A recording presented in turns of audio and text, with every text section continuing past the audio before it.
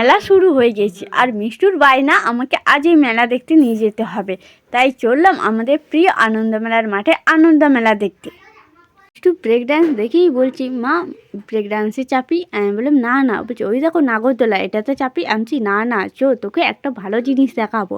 আর ওর বাবা চলে গেছিলো সে ক্লেটা দেখতে। এটার নাম আমরা আজও পর্যন্ত জানতাম না, ও ফোনে দেখেছে। বলছে এটা ক্লে।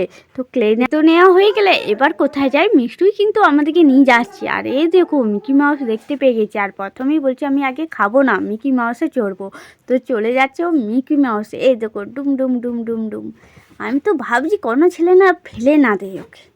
মিকি মাউসে কিন্তু মিষ্টু 2 বছর থেকেই চাপছে। যখন থেকে ও চলতে শিখেছে তখন থেকে ও চেপে যাচ্ছে। আর সেই থেকে ওর মজা মিকি মাউসে চড়ার। আর অনেক কিছু আছে যেগুলো চড়ে, কিন্তু ওর মিকি মাউসে এত সুন্দর লাগে, মানে কি বলবো, মিকি মাউস দেখতে পেলেও চড়ে যায়। তখন ধরে মিষ্টুকেই নজর রাখছিলাম, ভাবলাম এই ফাঁকে একটা দুটো ফটো তুলে দিই। কিন্তু এ কি, ওর বাবা তো ওর দিকে ধ্যানেই সরাচ্ছে না, চোখগুলো এধারেই। আরে এই দেখো মিষ্টু এত ফুর্তি করছি কিছু বলার নেই। পরে চলে গেলাম ফুচকার দোকানে। এতগুলো দোকান ঘুরে এইখানেই শুধু জল ফুচকা পেলাম, বাকি সব জায়গাতেই চাট, পাপড়ির চাট এসবই বিচ্ছিল। তারপর মিষ্টুও দেখো একটা মুখে ঢুকিয়ে আছে, তারপর আবার ঢুকেছে। আমরা বলছি এখানেই দাঁড়িয়ে আছি, আস্তে আস্তে এবার আমার পালা। আমার তো খিদে পেয়ে গেছে প্রচণ্ড, আর মংলায় আমার পেটে ঢুকলে পুরো ফিনিশ।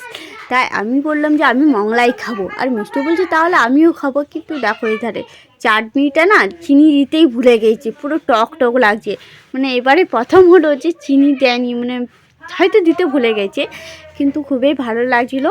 তো চলো, ভিডিওটা ভালো লাগলে লাইক কমেন্ট শেয়ার করে দিয়ে এখনকার মতো টাটা।